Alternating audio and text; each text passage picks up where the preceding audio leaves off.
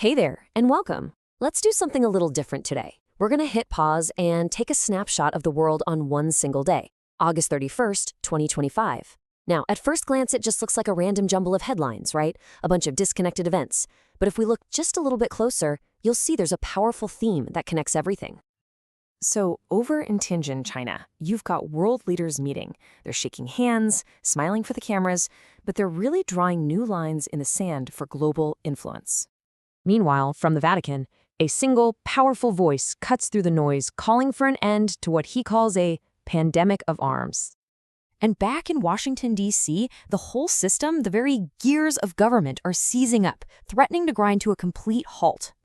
A summit, a sermon, a shutdown. 3 totally different events on 3 different continents. So what's the connection?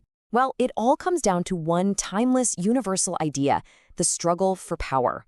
Let's break it down. First up, we're heading to the most traditional arena for power you can imagine, the geopolitical stage. We're in Tianjin, China, for the Shanghai Cooperation Organization Summit, the SCO. And what we're seeing here is a masterclass in what experts call hard power. Think military might, economic muscle, the kind of power that forces others to act. Okay, this table really lays out the chessboard for us. You've got China's President Xi, and his goal is crystal clear: build a new world order that isn't so centered on the U.S. Then you have Russia's Vladimir Putin, looking to shore up alliances as Western sanctions bite. And playing a careful hand is India's Narendra Modi, navigating this really complex situation. See, this isn't just another meeting. It's a calculated move, an alignment of interests designed to fundamentally reshape the global balance of power. And this isn't some abstract game either. While all this is happening in Tianjin, this is the stark warning that comes from Ukrainian President Volodymyr Zelensky. It's just a brutal reminder that the deals made in those summit rooms have immediate, real-world, life-or-death consequences on the battlefield. This is hard power at its most raw. All right, now let's shift gears. We're moving away from the power of armies and economies to the power of persuasion, of ideas, of moral authority. This is what's known as soft power. And on this particular day, its biggest stage is the Vatican. This is Pope Leo, who happens to be the first American-born pope. And after a horrific school shooting in Minnesota, he gives this incredibly emotional address in English. Now, he doesn't command any armies, he can't impose sanctions. His power comes from his voice, his moral platform, and his ability to command the world's attention.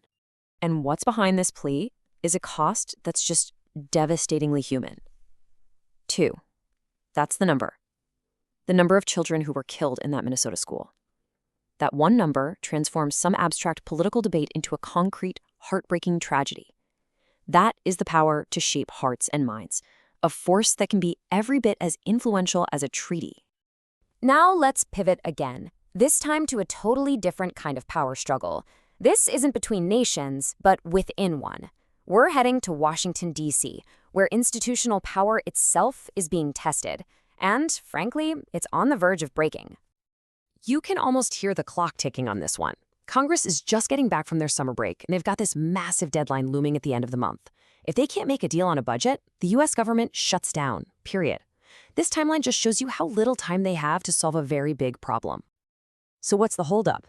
Well, it's a huge fight over control and what's important. You've got battles over foreign aid, you have key government jobs that can't be filled, and then there's this fierce debate over whether lawmakers should even be allowed to trade stocks. Each of these isn't just a policy disagreement, it's a battle in a larger war for control of the system.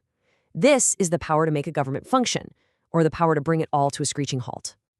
So, we've looked at geopolitical power, moral power, and institutional power. But what if the contest for dominance is all a performance? What if it's designed from the ground up purely for an audience? For our last example, we're not going to a capital city or a holy site. Nope, we're going to a wrestling ring in Paris.